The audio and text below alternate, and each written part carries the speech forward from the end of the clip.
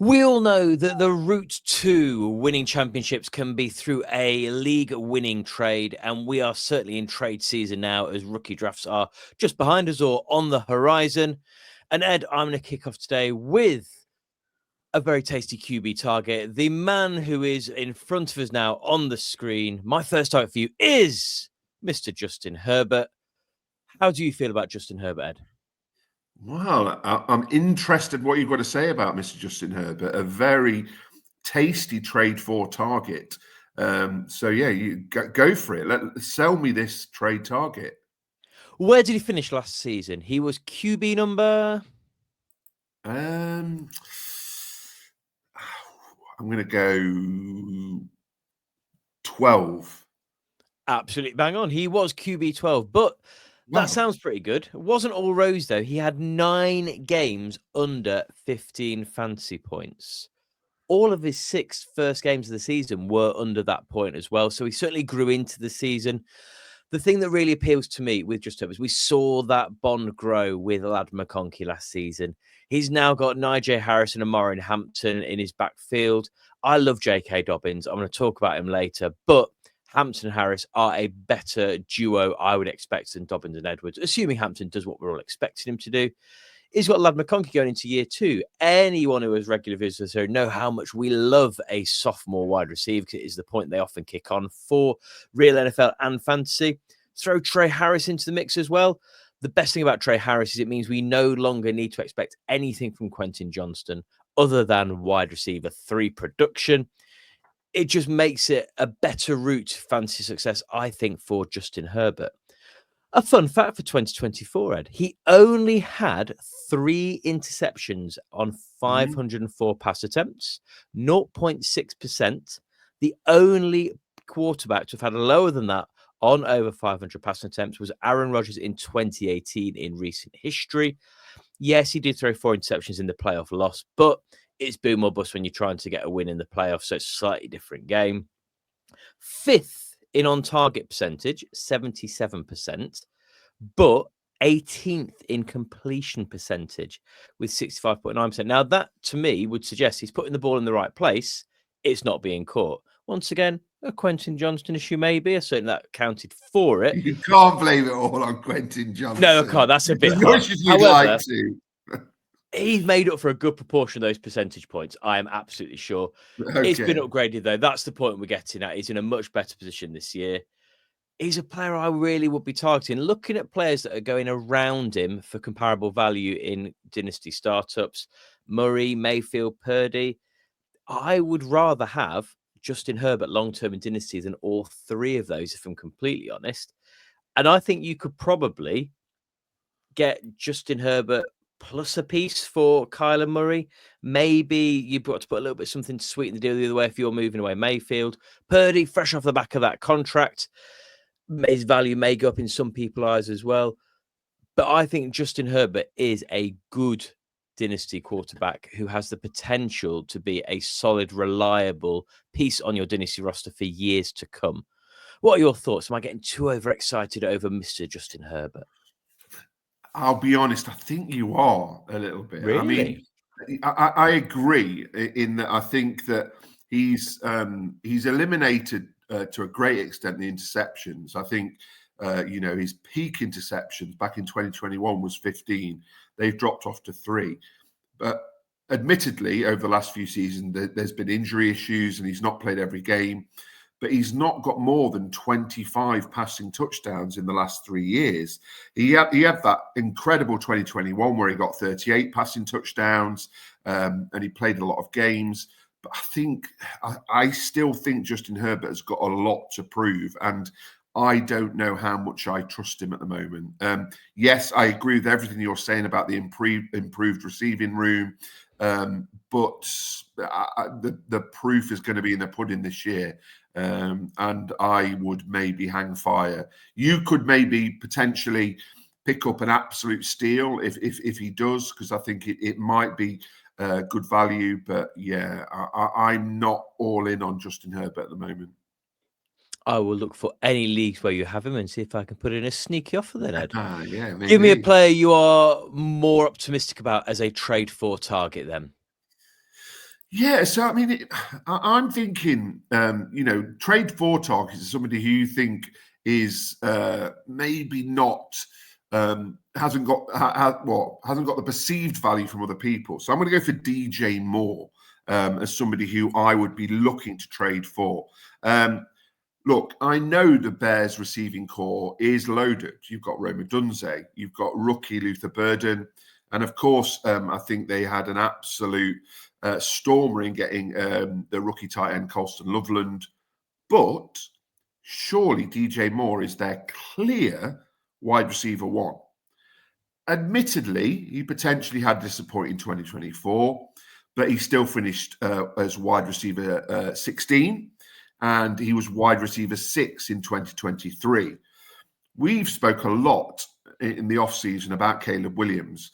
And I think towards the end of his rookie season, he was showing signs of blossoming into a really reliable quarterback as he enters his sophomore season. And I think he was showing, a good partnership with DJ Moore. And I think that will continue next season.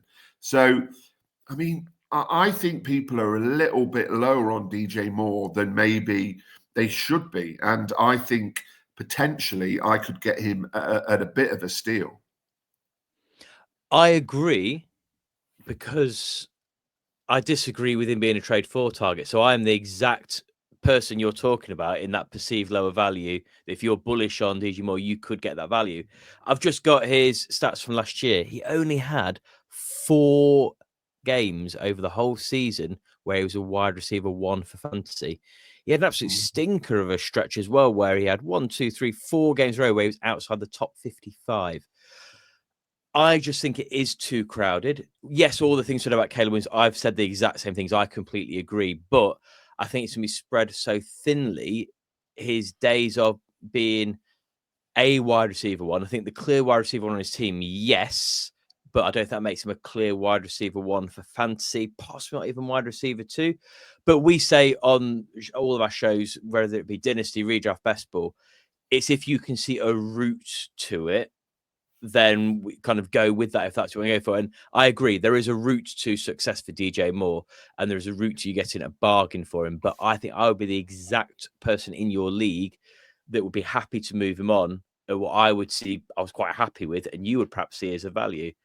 That's how it works. Yeah, It's why it works, isn't it? I'm the exact person you're exactly. saying. I just look at that receiving room and I think, Dunze had a solid-ish rookie season, but then you've got 2 rookies in Luther Burden and Colston Loveland.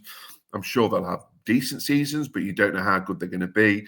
And I just think DJ Moore is going to be so reliable for Caleb Williams. He's proved it in the past. So, I'd expect him to have, potentially a top 10 season. Maybe a bit of a hot take at this stage, but yeah, like you say, if you're going to trade for a target, you need someone who's going to trade them away. So you're the sort of person I'd be looking for. We are giving ourselves lots of little sound bites to revisit at the end of the season when one of us is going to absolutely bang on early doors or miles and miles away. Next up for me then, Ed, I would like to talk about a year 2 wide receiver, one of my favourite players type of fantasy, we've already said. But how about a year 2 wide receiver with round 1 NFL draft capital? Ooh, how about I then puts a player who has a route to being the wide receiver 1 on his depth chart due to departures and injury? Let's talk about Ricky Pearsall. That is not the sexy name. I know you are very high on Ricky Pearsall. I think I've really grown into Ricky Pearsall over the course of this offseason so far, because he's got all of those little indicators of the exact sort of player we want him to target. Can we just remember about his year 1 and why that got off to a slow start? The man got shot in the chest the week before the season started. I can't imagine I would be at my best had I also just been shot in the chest. I think I'd hinder somewhat in my capabilities. So his numbers were low, but last couple of games of the season, yes, this is a very, very small sample. I'm giving you 2 games for a sample. But week 17, he had 8 receptions, 141 targets and a touchdown. Week 18, he had 6 receptions, 69 yards and a touchdown. he's shown that he can do it when he gets those targets. That is only 2 games. That could be the only 2 games he achieves that in his career. But we've seen him do what we're hoping there is a route for him to do more of. Debo is gone. I will be out for a good chunk of the start of the season. Javon Jennings was up and down last season as well, albeit with 3 games over 25 fantasy points, and then that mega week of 46.5 when everyone was throwing all of their fab at him, and it was a bit unpredictable from there on in. He's being drafted in Dynasty startups around rounds 8 to 10. And I think he has wide receiver, just kind of 28 to 32 sort of value when he's going around there. I think, though, he's got potential to be in the wide receiver 2 conversation. So probably on the season, wide receiver 20-ish. So that represents value to where he's going now, meaning that if he's representing value in the start draft, he's going to represent value if you're trading for him. I think he could also, in leagues where people perhaps aren't kind of as watching that pitch, you've still seen Brandon Ayuk go very high off drafts. People perhaps forget about that injury. I don't know. I just think that he could be really, really good value and could possibly even be a bolt-on if you're trying to get a larger draft overboard. He's the sort of player I wouldn't go straight in with an offer for him and him alone. He's when I try to sort of Trojan horse for you, but I'm a real target, and I might tiptoe around some other pieces to make it look like, oh, go on then. If you throw Pearsall in, we've got ourselves a deal. What do you think? I'm getting overexcited, but surely not the indicators are all there, are they not? No, it's a small sample size. I mean, that's the issue I've got with Pearsall in that you're putting all your eggs in one basket on someone who's, done very little at NFL level. But as you say, Ayuk is out for a good few games. Juwan Jennings then is his only real competition, apart from, of course, Kittle at tight end, who will get a lot of work from Brock Purdy. But after that payday, he's got to, hasn't he? Indeed. And I think you're right, though, in that Pearsall is someone who is definitely going under the radar, and he's someone that you could maybe just get as part of a kind of trade haul, almost going under the radar. So I think he's someone who potentially you could get, really good value for. And his ceiling this season is pretty high, in my opinion. Next up, you have a player that you're not sneaking into any trade deal because he's going to be the headline name in any trade, isn't he? Who are you looking at next? I'm looking at a running back, and I am looking at Mr. Jonathan Taylor, or JT, as he's affectionately known. I want to start off with a question for you, Mark. How old is JT? 26. Well, that's very good. That is absolutely spot on, Mark. You clearly know your stuff. But I was a little bit surprised at just how young he was. And he's 5 seasons into his NFL career. And he's been RB6. He had that absolutely mega RB1 season. He's also been RB12.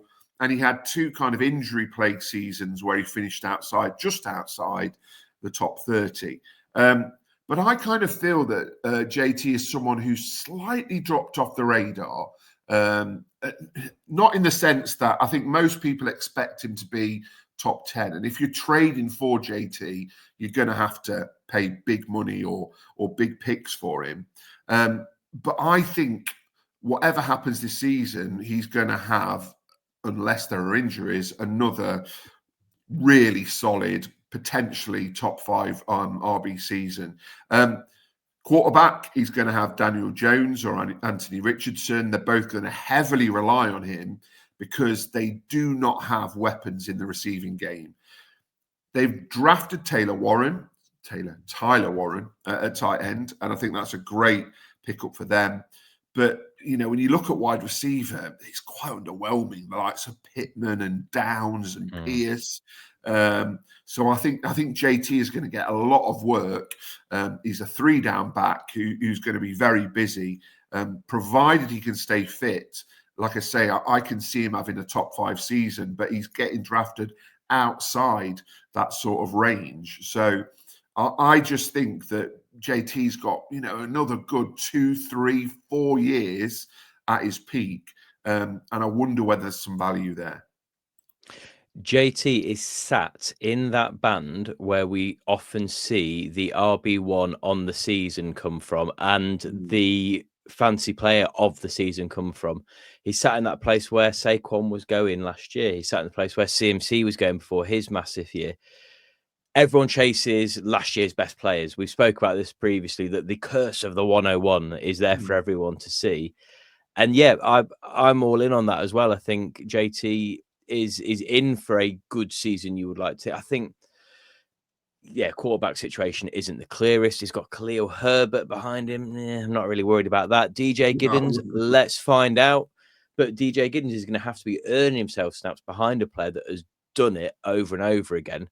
Yeah, and I really buy into that as well. I think probably his value will be at its lowest now, unless he goes off the cliff, and that is the end of the best of JT.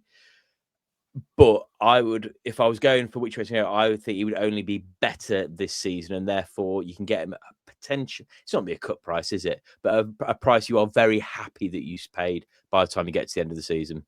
That's it. This is as good as you're going to get for JT, I anticipate. So we have one more, do we, Mark? We do, but before we get into our one more, let's have a quick mention of the TH Fantasy Football Bestball Bonanza 2025, raising money for the Beast of Memory Cafe. We are on our way to 150 sign-ups so far. Hopefully we'll get past 200 again, as we did last year. And we are inching closer to £6,000 raised all time for an amazing charity supporting those living with dementia and their carers. So head over to our socials, pop down to the comments below for the link and get yourself signed up, please. And indeed, thank you. I do have a final player for us, Ed, though, and it is another running back. And it's a player that we had lots of comments on the YouTube short we stuck out last week as well. And a player who is one of my favorite players in the league because of his Ravens roots. And that is Mr. J.K. Dobbins. I'm not going to spend too long on J.K. Dobbins. We spoke about him a bit more length in the video we put out last week. But he's currently on that tender from the Chargers, meaning I think it's around the 20-something of July that if he's not signed to a team by then, they have exclusive negotiating rights from at that point. If he ends up in the Chargers, no, he's not a trade for type, because behind Harris and Hampton, he'll get some work. He'll have 2 or 3 games over season where he's fancy relevant, but it's going to be far too crowded for him. That's why I anticipate he's going to be looking to get himself out of that situation and into a bigger spot. I would love to see him at the Broncos. I would love to see him at the Bears. And if he lands there, his fantasy value is going to skyrocket. So if you would like to take the gamble on Dobbins, you're taking 2 gambles. Firstly, that he signs somewhere where he can be the RB1. And secondly, he'll continue to build on last season. So it's a little bit more risk here, but I don't think what you're going to pay for him, you're going to miss that much if it does go wrong, if we're completely honest. The thing that baffles me, other running backs that are signed to contracts for next year, Samaje Perine, Rico Dowdle, Eli Mitchell, Kenneth Gainwell, Alexander Mattison, Miles Sanders, all have contracts. I can only assume Dobbins is either playing the waiting game or there is yet another unfortunate injury lurking that we don't know about, and there's some more complexities going on there. That's another part of the Dobbins game that you're playing, unfortunately. But last year he was RB24, 4.6 yards per carry, 9 touchdowns, 14.8 fantasy points per game, with a little bit of up and down. He was a huge value last year, and I think he could. I don't think it'd be quite the same value this time around, but I think he could still be a real good value for you. And as I say, if we wake up tomorrow to he is signing with the Bears, he's signed with the Broncos, you're going to have to pay a heck of a lot more for him than you would before that announced. Definitely. This is the time. If you're going to get that real value, you trade for him now and you'll get him at a cut price. I mean, the running backs that you listed, I mean, you're being slightly disingenuous there because they are all very much RB2s, RB3s, and they're getting paid for that. If a team wants Dobbins, they're going to have to pay good money for him. Because their contracts are about the same what it'd be in line to get with the Chargers next year. That's the thing. It's around that kind of 2.5, 3 million mark, isn't it? It's crazy. If that's true, that's absolutely crazy because, he is without doubt an RB1. And If he ends up in the perfect spot, goodness me, you could have a top 10 running back and get absolutely insane value out of him. But yeah, he is a punt at this stage because we just don't know where he's going to end up. Yeah, and I'll hold my hands up. This could come to nothing. But when we're looking for that route, this is the sort of gamble that could pay off at this time of the season. Well, Edward, I think that is all the things we would like to say for now about some of our trade for targets. We're going to be back in a couple of days with some targets for trade away options and get yourself something in return. But I think that's all we've got to say. Anything you'd like to add, Ed? No, I think it's just time to order the ride. Malcolm, take us home. You have been listening to Pestle and Ed of TH Fantasy Football. For more content, follow TH_fantasy_NFL on Instagram and Twitter.